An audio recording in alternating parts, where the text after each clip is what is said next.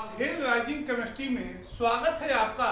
तो बच्चों, आज हम केमिस्ट्री का सबसे महत्वपूर्ण चैप्टर केमिकल बॉन्डिंग स्टार्ट कर रहे हैं। Chemical bonding, chemical bonding, chemical bonding. तो बच्चों, सबसे पहले हम लोग ये जानते हैं कि केमिकल बॉन्ड होता क्या है। केमिकल बॉन्ड होता क्या है? केमिकल बॉन्ड होता क्या है? तो बच्चों, अगर दो एटम है,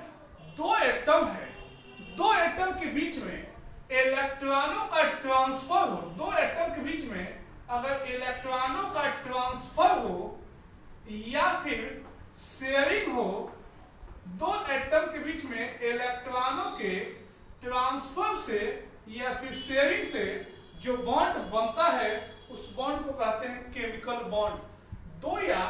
दो से अधिक एटम के बीच में इलेक्ट्रॉनों के ट्रांसफर से या शेयरिंग से जो बॉन्ड बनता है उस बॉन्ड को कहते हैं केमिकल बॉन्ड। तो बच्चों, ट्रांसफर से यानी ट्रांसफर के हिसाब से जो बॉन्ड बनता है उस बॉन्ड को कहते हैं आयनिक बॉन्ड, आयनिक बॉन्ड या फिर इलेक्ट्रोवैलेंट बॉन्ड, या फिर इलेक्ट्रोवैलेंट बॉन्ड, इलेक्ट्रोवैलेंट बॉन्ड। और जब दो एटम के बीच में, दो या दो से अधिक एटम के बीच में इलेक्ट्रॉनों के शेयरिंग से जो बॉन्ड बनता है उस बॉन्ड को कहते हैं covalent bond, covalent bond.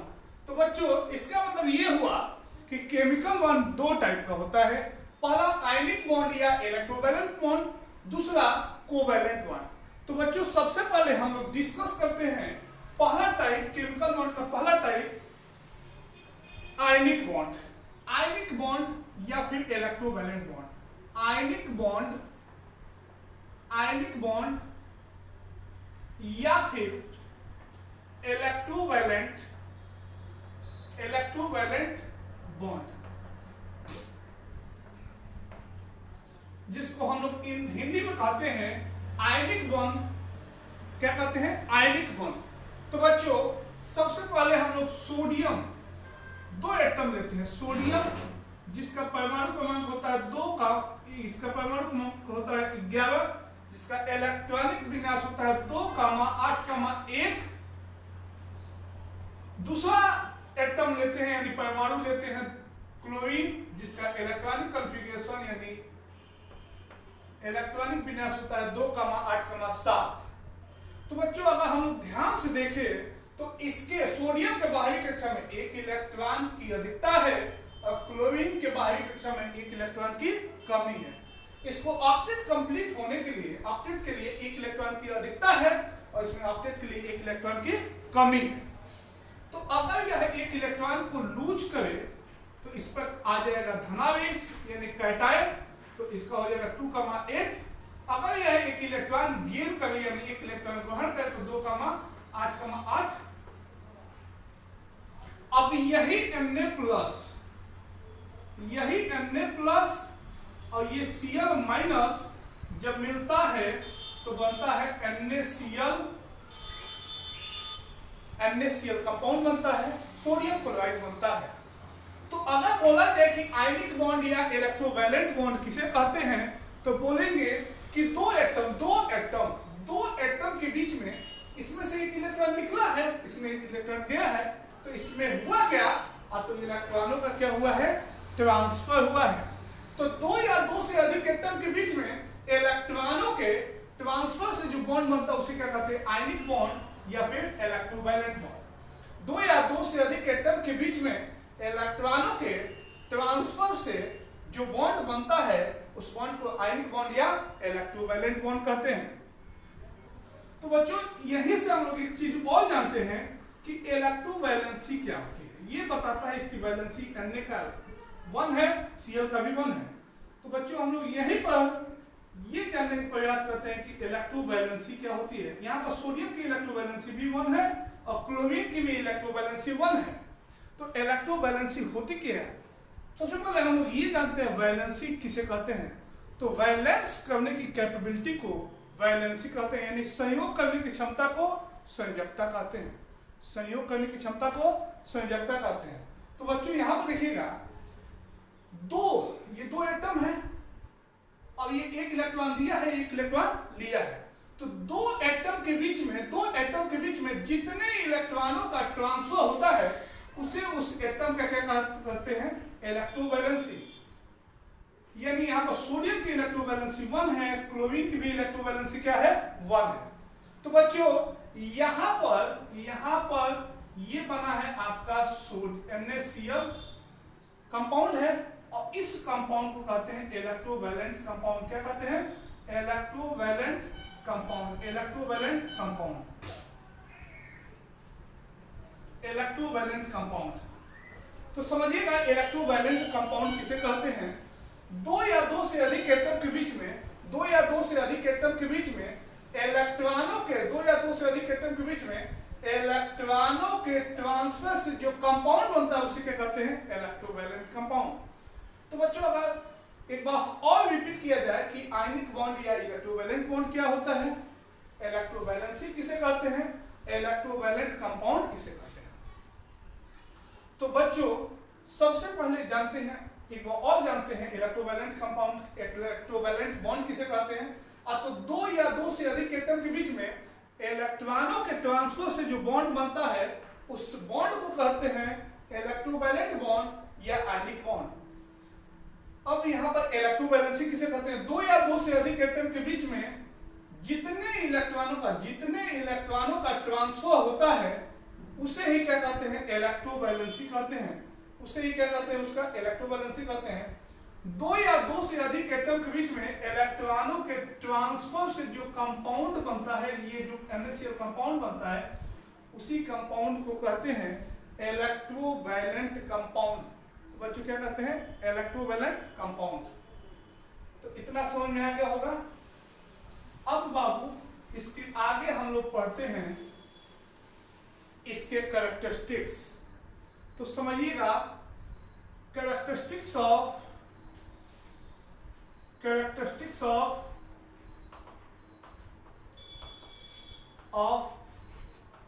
Electrovalent compound.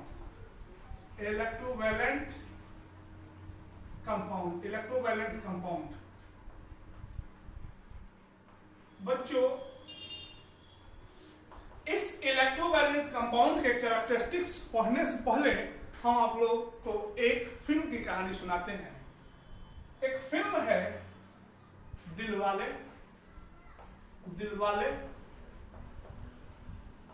जो आप लोग अधिकांश लोगों ने देखा होगा। दिलवाले फिल्म है। तो दिलवाले फिल्म में ये पुरानी वाली दिलवाले है, जिसमें जो एक्टर आता है वो अजय देवगन आता है। जो एक्ट्रेस आती है वो आती है रवीना टंडन।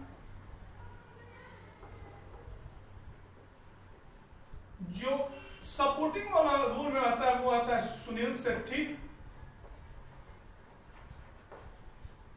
और जो उनका विलेन आता है वो आता है परेश रावल।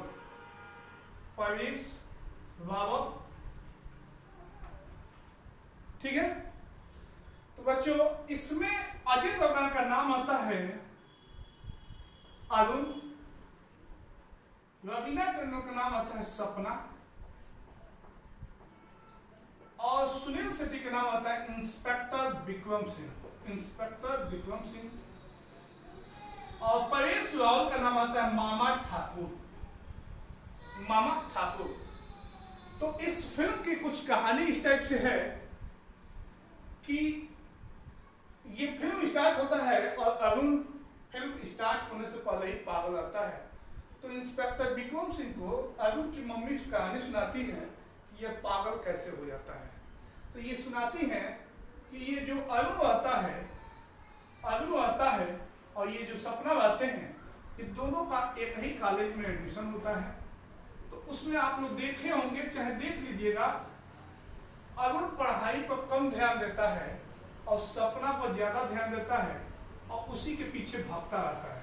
देखिए उसका डायरेक्शन। तो आपको ये पहचानना है, पहला पॉइंट ये पहचानना है कि ये प्लस है और ये माइनस है, ये प्लस है ये माइनस है।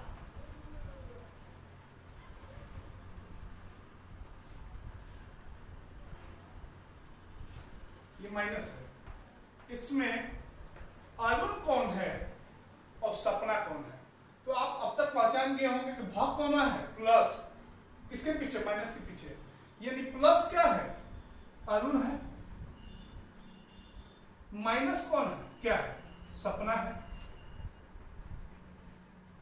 माइनस क्या है, सपना है।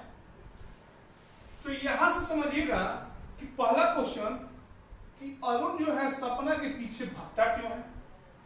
इसलिए भागता है क्योंकि वो उसको देखा कॉलेज में और देखने के बाद अट्रैक्ट हुआ, तो यानी ये इसके पीछे अट्रैक्शन की वजह से भागता है। ठीक उसी तरह से इलेक्ट्रोवैलेंट कंपाउंड जो होता है उनके बीच में, जैसे इनके बीच में अट्रैक्शन फोर्स काम करता है, इसमें भी प्लस माइनस है, उसमें भी प्लस माइनस था।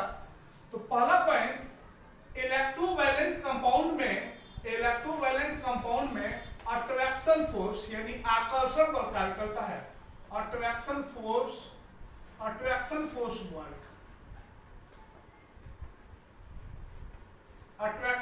वर्क।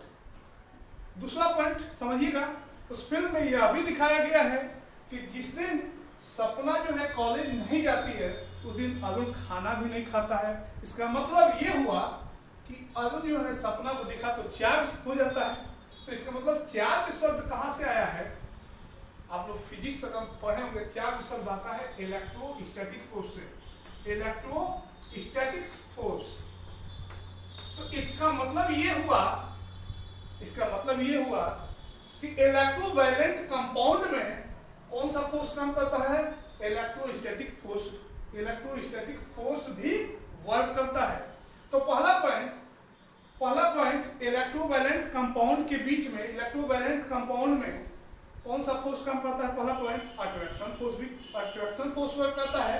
दूसरा पॉइंट कौन सा फोर्स काम करता है? इलेक्ट्रोस्टैटिक फोर्स काम करता है। तो उस फिल्म में दिखाया गया है कि जब अरुण और सपना के बीच में अट्रैक्शन फोर्स काम करने लगता है तब एंट्री होती है विलेन मामा ठाकुर की, और मामा ठाकुर अरुण को बुलाता है, कहाँ पे? हवेली पर। अब समझाता है बेटा गलत काम है, समझ जाओ। तो इनको समझाता है, जब नहीं समझते हैं तो उनको पहले क्या करता है कि खटिया में बांध के पिटवाता है। फिर क्या करता है, इनको जेल में बंद कराता है, और जेल में बंद कराता है और उनको बर्फ के सिली पर लेटवा के पिटवाता है, और ऊपर से गर्म पानी गिरता रहता है, वो ऐसे छटपटाते रहते हैं। तो बर्फ के सिली का मतलब हुआ मेल्टिंग पॉइंट, और ऊपर से गर्म पानी गिर रहा है, इसका मतलब क्या हुआ? Boiling point. उतना तड़पाने के बाद भी इनके बीच का बॉन्ड नहीं टूटता है। तो आप लोग तीसरा पॉइंट बताइएगा, खुद बताइएगा कि इलेक्ट्रोवैलेंट कंपाउंड का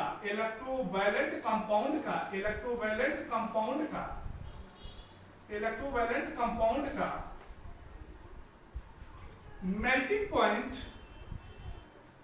और बॉइलिंग पॉइंट लो होगा कि हाई होगा कि बहुत हाई होगा? क्या होगा?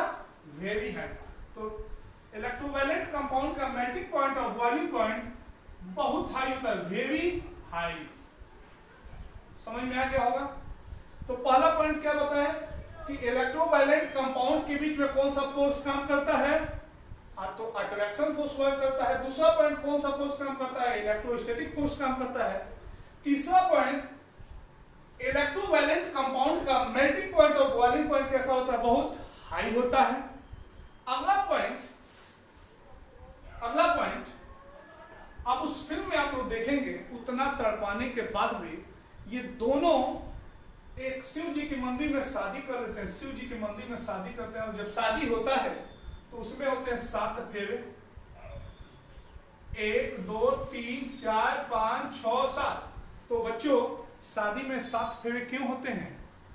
तो बच्चों शादी में 7 फेरे इसलिए होते हैं कि इनके बीच का बॉन्ड जो हो वो 7 जन्मों तक चले।